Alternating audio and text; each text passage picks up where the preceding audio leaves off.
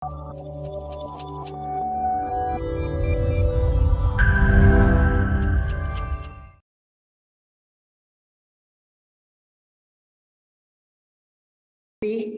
suara dulu gimana, kira-kira suara saya cukup jelas ya?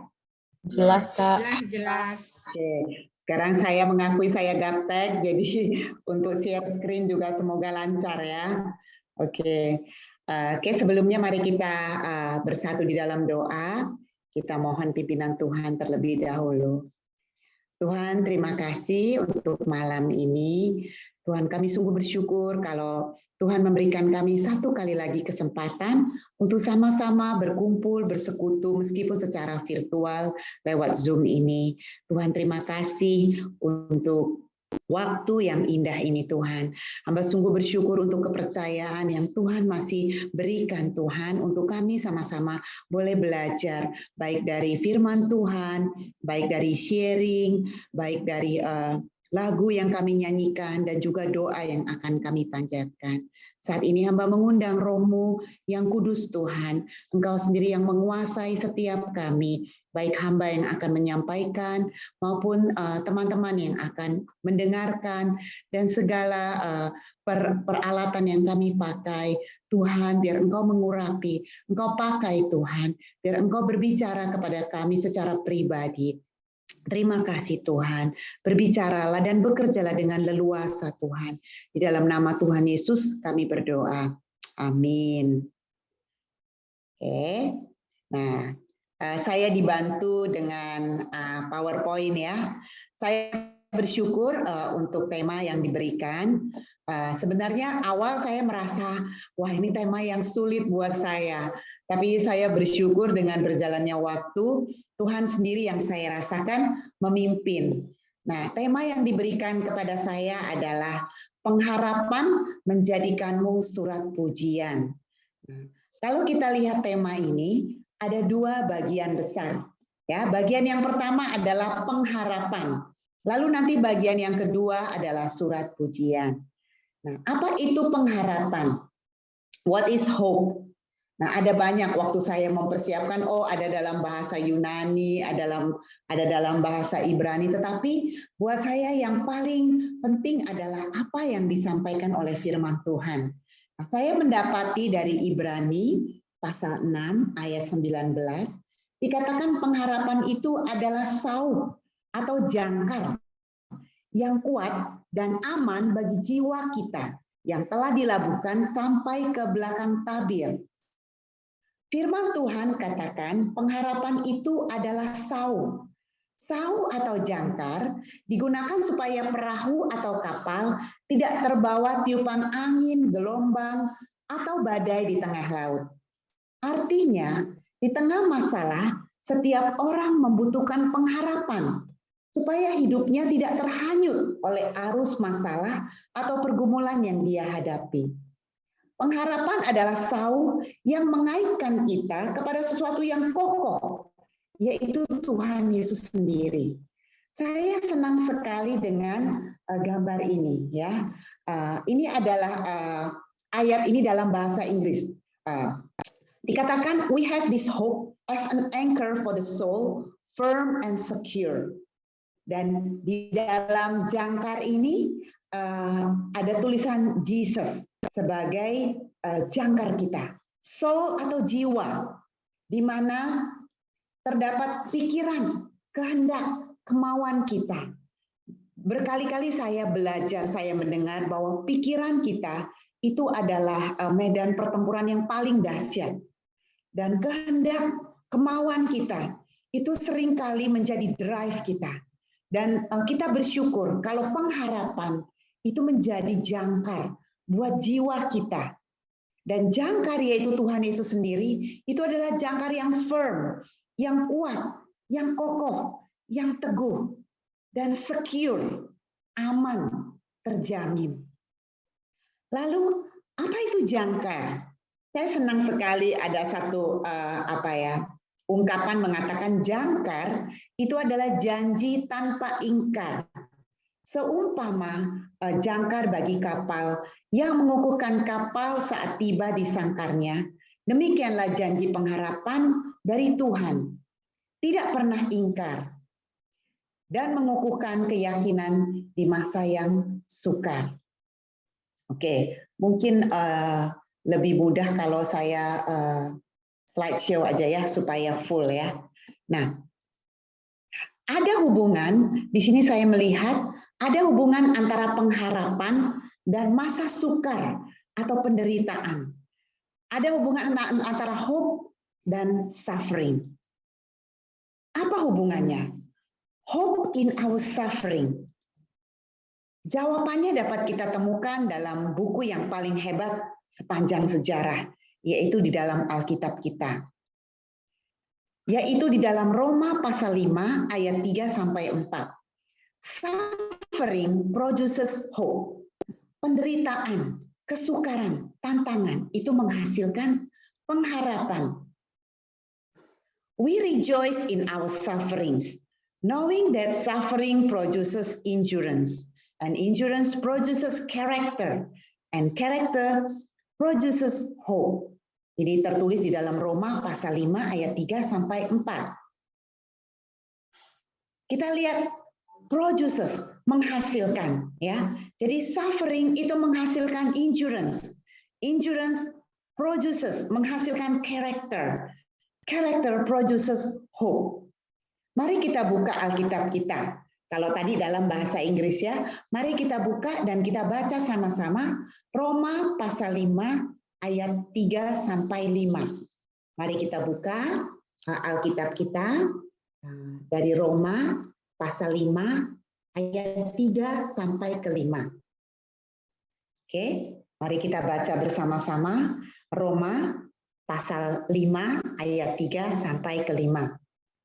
Dan bukan hanya itu saja, kita malah bermegah juga dalam kesengsaraan kita. Karena kita tahu bahwa kesengsaraan itu menimbulkan ketekunan, dan ketekunan menimbulkan tahan uji, dan tahan uji menimbulkan pengharapan, dan pengharapan tidak mengecewakan, karena kasih Allah telah dicurahkan di dalam hati kita oleh Roh Kudus yang telah dikaruniakan kepada kita. Dari Roma pasal 5 ayat 3 sampai ke 5 ini, jika kita buat skema dari perikop ini, maka akan terlihat seperti ini. Ya, ada 3 bagian. Bagian pertama, bagian kedua, dan bagian ketiga. Mari kita lihat setiap bagiannya. Bagian pertama, and not only that, but we also glory in tribulation, knowing that, dalam bahasa Indonesia, dan bukan hanya itu saja, kita malah bermegah juga dalam kesengsaraan kita. Karena kita tahu. Nah, saya mau kita mengamati bagian yang pertama, yaitu dan bukan hanya itu saja. Apa maksudnya? Dan bukan hanya itu saja. Hanya itu sajanya itu apa ya? Rupanya kalau kita lihat dari ayat sebelumnya, yaitu Roma 5 ayat 2, oleh Dia, kita juga beroleh jalan masuk oleh iman kepada kasih karunia ini. Di dalam kasih karunia ini kita berdiri dan kita bermegah dalam pengharapan akan menerima kemuliaan Allah. Jadi di ayat kedua sudah dipaparkan bahwa kita ini beroleh kasih karunia. Kita ini beroleh jalan masuk oleh iman kepada kasih karunia. Dan di dalam kasih karunia itu kita berdiri dan kita bermegah dalam pengharapan akan menerima kemuliaan Allah. Pengharapan akan menerima kemuliaan Allah.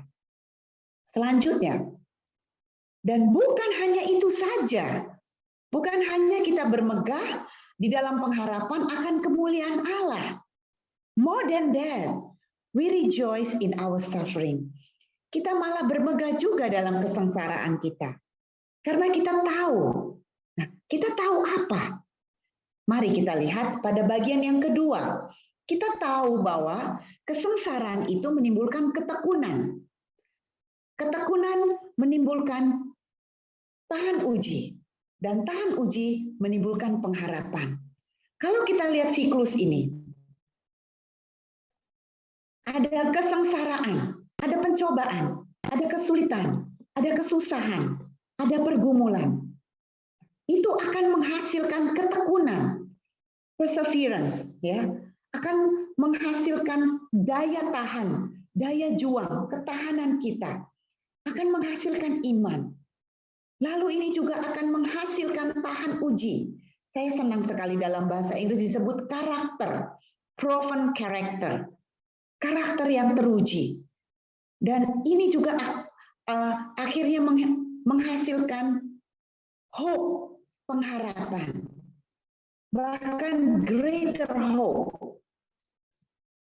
Kembali ke tadi, jangkar, janji tanpa ingkar yang adalah pengharapan kita, janji pengharapan dari Tuhan yang tidak pernah ingkar, itu mengukuhkan keyakinan kita di masa yang sukar. Sehingga ketika kita memiliki pengharapan yang lebih besar, kita memiliki seperti otot yang lebih kuat, yang lebih tegar lagi untuk bertahan dalam masa yang sukar. Dan selanjutnya, masa yang sukar itu, suffering itu, menghasilkan endurance, daya tahan, daya juang. Dan daya juang itu menghasilkan karakter. Dan pada akhirnya karakter itu menghasilkan hope. Hope itu seperti puncaknya ya. Pengharapan ini seperti mahkota dari siklus tadi. Dan ini menghantarkan kita pada bagian yang ketiga. Now hope does not disappoint because the love of God has been poured out in our hearts by the Holy Spirit who was given to us. Dan pengharapan tidak mengecewakan. Mengapa? Karena kasih Allah telah dicurahkan di dalam hati kita oleh Roh Kudus yang telah dikaruniakan kepada kita. Buat saya, Roma 5 ayat 5 ini adalah puncak dari siklus tadi ya. Pengharapan tidak mengecewakan. Mengapa? Karena kasih Allah telah dicurahkan di dalam hati kita oleh Roh Kudus yang dikaruniakan kepada kita. Ini adalah bagian yang pertama. Mari kita lihat bagian yang kedua. Kalau tadi kita melihat pengharapan, mari kita melihat bagian yang kedua yaitu surat pujian. Apa itu surat pujian?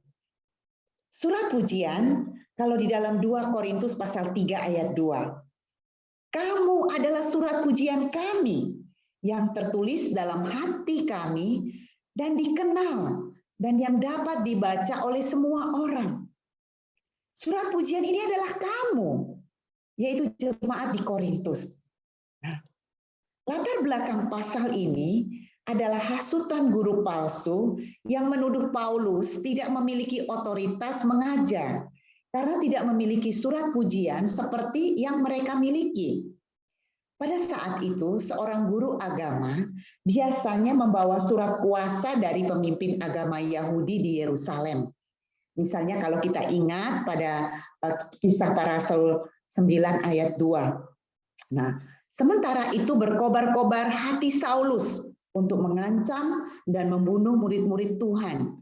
Ia menghadap imam besar dan membawa dan meminta surat kuasa daripadanya. Nah, kalau kita ingat waktu itu ya, Paulus begitu berkobar-kobar ingin membinasakan para pengikut Kristus. Dia minta surat kuasa. Dia minta surat kuasa dari imam-imam besar. Nah, selain itu, pada saat itu seorang guru agama juga memiliki surat pujian. Surat pujian dari komunitas yang dulu pernah diajarnya sebagai bukti otoritas untuk mengajar. Inilah surat pujian itu. Namun Paulus membela keabsahan pelayanannya dengan menuliskan bahwa ia memiliki surat pujian Kristus yang ditulis Roh Allah dalam hati jemaat Kristus, yaitu berupa perubahan hidup yang terlihat dan dapat disaksikan oleh semua orang. Dan ini jauh lebih unggul daripada selembar surat pujian yang biasa dimiliki oleh guru-guru palsu itu yang ditulis dengan tinta di atas loh-loh batu. Saya percaya perubahan hidup dari jemaat Korintus itu begitu nyata dari sikap mereka terhadap perjuangan hidup mereka menghadapi kesulitan, kesengsaraan, dan daya juang mereka. dan akhirnya karakter mereka. Dan pada puncaknya mereka punya pengharapan. Inilah surat Kristus. Inilah surat pujian itu yang nyata, yang ditulis oleh Roh Allah sendiri dalam hati jemaat Korintus saat itu. Di dalam 2 Korintus pasal 3 ayat 2 dan 3, jelas dituliskan bahwa kamu adalah surat pujian kami yang tertulis dalam hati kami dan yang dikenal dan dapat dibaca oleh semua orang. Karena telah ternyata bahwa kamu adalah surat Kristus yang ditulis oleh pelayanan kami, ditulis bukan dengan tinta, tetapi dengan roh dari Allah yang hidup. Bukan pada loh-loh batu, melainkan pada loh-loh daging, yaitu di dalam hati manusia. Nah, hope ya, yang merupakan hasil dari karakter, yang merupakan hasil dari endurance, yang merupakan hasil dari suffering, itu diuji, teruji, terpuji bagaikan emas yang murni. Nah, siklus yang tadi kita pelajari, saya bayangkan itulah proses pendewasaan rohani kita, di mana kita itu dibakar, diuji seperti emas yang dimurnikan, sampai akhirnya kita boleh menjadi emas yang murni. You are letters written by the Spirit of God. Kita adalah surat-surat tertulis, surat-surat Kristus yang ditulis seperti dengan tinta emas oleh Roh Kudus sendiri. Pengharapan menjadikanmu surat pujian. Saya senang sekali kalau kita lihat ya, angkanya itu angka cantik ya. Pengharapan dari Roma pasal 5 ayat 5, Roma 5:5, menjadikanmu surat pujian. 2 Korintus 3 ayat 3. Kalau kita lihat kedua ayat ini bersama-sama ya. Di dalam Roma 5 ayat 5, dan pengharapan tidak mengecewakan karena kasih Allah telah dicurahkan di dalam hati kita oleh Roh Kudus yang telah dikaruniakan kepada kita. Dan di dalam 2 Korintus 3 ayat 3 kita lihat, karena telah ternyata bahwa kamu adalah surat Kristus yang ditulis kami, ditulis bukan dengan tinta, tetapi dengan roh dari Allah yang hidup, bukan pada lolo batu, melainkan pada lolo daging, yaitu di dalam hati manusia. Mari kita lihat, ya, di sini dari 2 ayat ini ada kesejajaran. Kasih Allah dicurahkan di dalam hati kita oleh Roh Kudus. Dan tadi, kamu adalah surat Kristus yang ditulis oleh Roh Allah yang hidup di dalam hati. Bisa paralel ya. Dan saya bersyukur, saya ingat bahwa hati kita itu, hati manusia itu adalah pusat kehidupan. Dan itu dikuasai, dikerjakan, ditulis oleh Roh Kudus sendiri. Jadi, suffering produces hope. Kesengsaraan, pergumulan, kesulitan yang pada akhirnya menghasilkan pengharapan. Itu dikerjakan oleh Roh Kudus yang memampukan kita untuk serupa dengan Kristus. Roh Kuduslah yang bekerja dan itu terjadi di dalam hati kita yang menjadi pusat kehidupan kita. Kalau kita lihat, Roh Kuduslah yang memampukan proses pendewasaan rohani kita. Dari suffering menjadi hope, menuju keserupaan dengan Kristus. Di dalam proses inilah timbul perseverance kita, daya juang kita. Dan akhirnya menghasilkan karakter yang teruji, yang pada puncaknya menghasilkan pengharapan yang menjadi jangkar. Dan itu menjadi jangkar kita untuk menghadapi tantangan, kesusahan, pergumulan, perjuangan di masa seterusnya. Dan itulah siklus yang kita jalani seumur hidup kita, bukan? Untuk bisa menuju keserupaan dengan Kristus yang adalah tujuan hidup kita. Saya bersyukur sekali dengan apa yang disampaikan oleh Kak Susi pada Thursday Prayer Meeting kemarin. Yang temanya, adakah yang bisa dibanggakan dalam hidup ini? Pada waktu itu, Kak Susi mengajak kita untuk melihat dari Mazmur 90 ayat 10. Masa hidup kami 70 tahun Dan jika kami kuat 80 tahun. Dan apa kebanggaannya? Dan kebanggaannya adalah kesukaran dan penderitaan. Bukankah benar bahwa di dalam hidup kita kesukaran, penderitaan itulah kebanggaan. Mengapa itu jadi kebanggaan? Karena kesukaran kita itu membuat kita akhirnya menghasilkan endurance, menghasilkan karakter, menghasilkan hope yang pada akhirnya menjadi surat pujian. Seperti sebuah mutiara. Tahukah kita bahwa mutiara itu dari mana? Kerang atau tiram membuat mutiara supaya mereka merasa lebih baik. Ketika sebutir pasir atau kotoran melekat di tubuh mereka, itu menghasilkan rasa sakit. Mereka sakit. Dan mereka meredakan rasa sakit dan iritasi itu dengan melapisinya dengan berlapis-lapis niter. Itu seperti getah mineral yang melapisi bagian dalam dari cangkang mereka, ya. Mineral itu dihasilkan dari bagian dalam cangkang itu untuk meredakan rasa sakit dari pasir atau kotoran. Bayangkan seperti kalau mata kita kena pasir, gimana rasanya? Sakit, ya.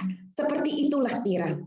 Seperti itulah pergumulan kita, kesengsaraan kita, perjuangan kita.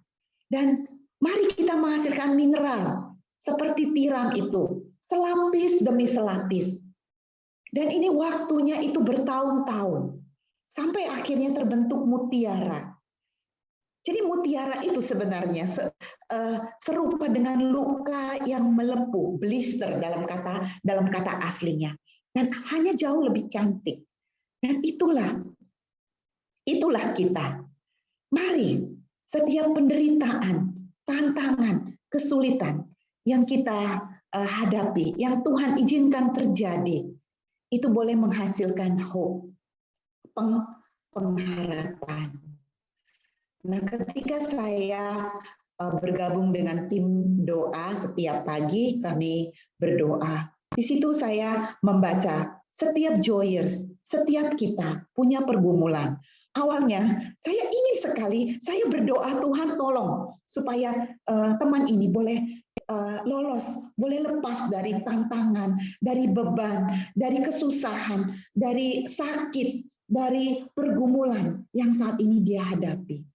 Betul-betul, saya berusaha. Kadang-kadang saya seperti ingin menjadi Allah gitu. Apa yang bisa saya lakukan untuk menolong, untuk menjadi tangan Tuhan. Tetapi ketika saya mempersiapkan firman ini, saya belajar. Justru Tuhan izinkan itu terjadi karena Tuhan mau setiap pribadi ini termasuk saya menjadi mutiara yang indah. Memang butuh waktu lama, memang sakit. Dan rasa sakit itulah yang merangsang endurance kita, daya juang kita. Ketika kita bergumul, ketika kita berjuang. Dan itu yang akhirnya membentuk karakter kita. Dan pada akhirnya menghasilkan pengharapan. Yang pada akhirnya menjadi surat pujian yang dituliskan oleh Roh Allah sendiri. Saat ini saya rindu bahwa setiap kita, mari kita boleh menjadi seperti mutiara ini, yang boleh bersinar, yang boleh akhirnya memancar, membawa kemuliaan, membawa keindahan buat lingkungan kita, keluarga kita, orang-orang di sekitar kita. Buat komunitas kita untuk persekutuan Joy. Awalnya kita begitu semangat, tetapi ketika ada tantangan, baik di Joy di Jogja, di Alor, di Palangkaraya, ataupun di tempat lain, ataupun kita pribadi di dalam pergumulan kita. Tuhan izinkan, saya percaya Tuhan mau kita bergumul, kita berjuang, menghasilkan lapisan-lapisan mutiara yang indah, sehingga akhirnya kita boleh menghasilkan satu pengharapan, satu surat pujian yang akhirnya dapat dikenal, dapat dibaca, dapat membawa kemuliaan buat nama Tuhan. Kita tidak tahu berapa lama itu. Yang saya pelajari mutiara ini, kalau secara alami itu terbentuk 5-20 tahun. Bayangkan untuk membentuk satu mutiara. Mungkin kita masing-masing memiliki waktu sendiri. Kadang-kadang ketika rasa sakit itu kita ingin cepat-cepat lepas. Tetapi mari kita bertahan karena ada pengharapan. Dan pengharapan itu akan menjadi satu kemuliaan. Akan menjadi satu surat pujian buat kemuliaan Tuhan kita. Bukankah itu tujuan hidup kita? Bukankah itu tujuan persekutuan kita? Yaitu membawa kemuliaan buat nama Tuhan. Mari kita berdoa. Tuhan, terima kasih. Kalau Tuhan, Engkau Allah yang bekerja dalam hidup kami. Kami secara khusus bersyukur untuk penderitaan, untuk kesusahan, untuk tantangan, untuk kesukaran yang Tuhan izinkan. Karena itu menjadi kesempatan kami boleh mengembangkan daya juang dan karakter kami. Kami boleh sampai kepada pengharapan yang akhirnya menjadi surat pujian kemuliaan buat nama-Mu. Terima kasih Tuhan. Kami tahu Tuhan rindu. Ini semua boleh kami jalani dengan setia. Tuhan, Engkau ingin kami menyerahkan hati kami yang menjadi pusat kehidupan kami. Mengundang Roh Kudus-Mu sendiri yang berkarya dalam setiap tahapan. Menghasilkan setiap layer Tuhan, setiap lapisan mutiara. Kami memang tidak mampu Tuhan, tetapi kami bersyukur ada Roh Kudus yang akan memampukan kami. Baik secara pribadi maupun secara kolektif Tuhan, komunitas kami, persekutuan Joy kami Tuhan. Kami rindu Tuhan, biarlah firman Tuhan selalu menguatkan kami, selalu mengingatkan kami Tuhan. Terima kasih Tuhan, terima kasih. Biarlah pengharapan kami senantiasa boleh menjadi surat pujian buat kebesaran nama-Mu. Mari Tuhan, teruslah bekerja, teruslah berkarya. Jadikanlah kami semua mutiara yang indah, yang berharga, yang membawa kemuliaan buat nama-Mu. Di dalam nama Tuhan Yesus kami bersyukur dan berdoa. Amin.